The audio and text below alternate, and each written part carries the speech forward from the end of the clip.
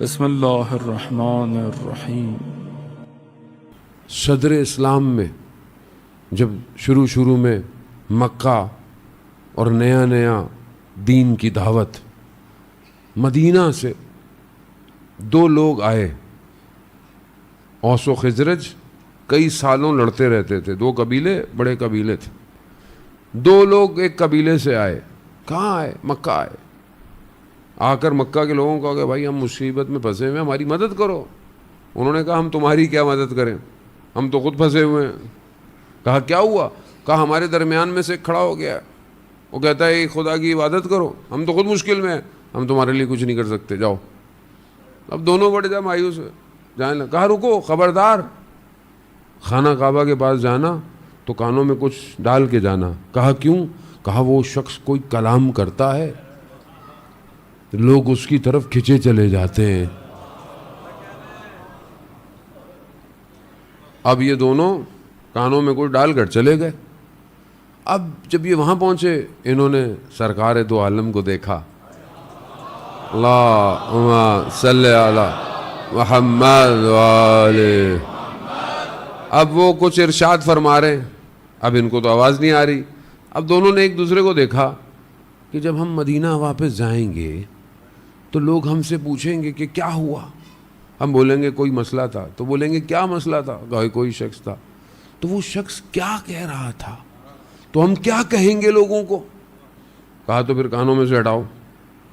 ہٹانے کی دیر تھی، کلام الہی، زبان نبی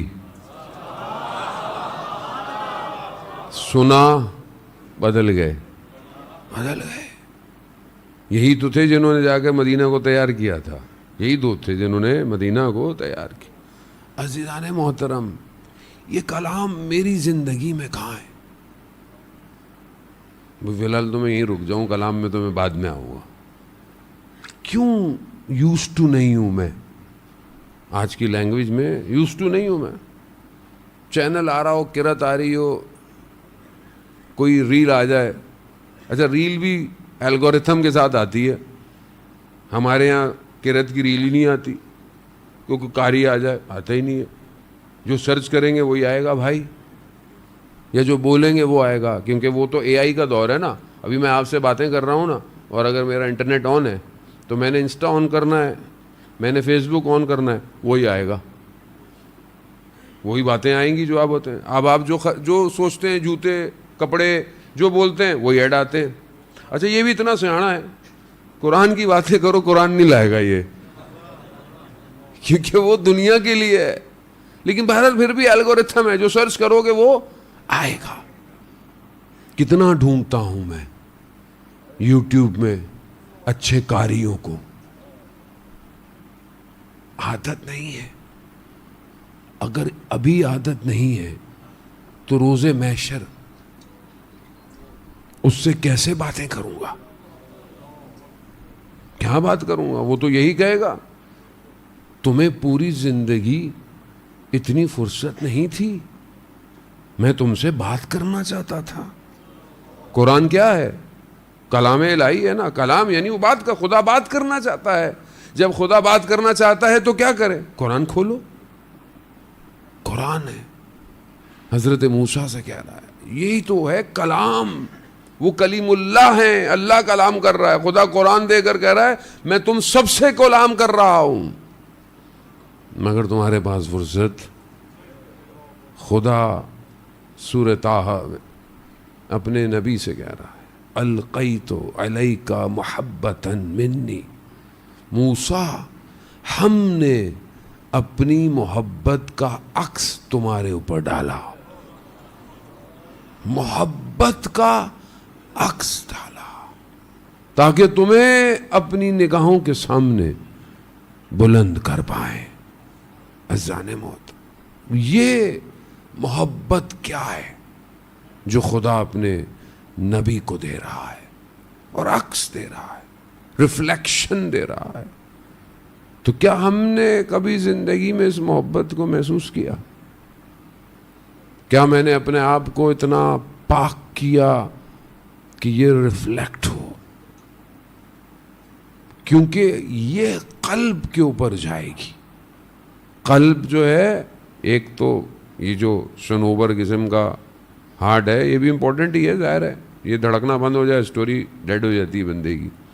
اسٹنٹ ڈال کے پبلک چل رہی ہے, پھر بھی شکر ہے خدا کا کہ چل رہا ہے آدمی, لیکن یہ پھر بھی باڈی کے لیے ضروری ہے. لیکن جو اصل قلب ہے وہ روح کا قلب ہے. وہ جو قلب جسے قرآن کہہ رہا ہے قلب سلیم. مولا متقیان کیا فرماتے ہیں مناجات امیر المومنین. ہم کو قرآن نہیں پڑھوا رہے مولانا, آپ مناجات کی طرف بھی لے کے جا رہے ہیں. ابھی کیا کریں, اب تو جانا پڑے گا. مناجات امیر المومنین کب پڑھی جاتی ہے؟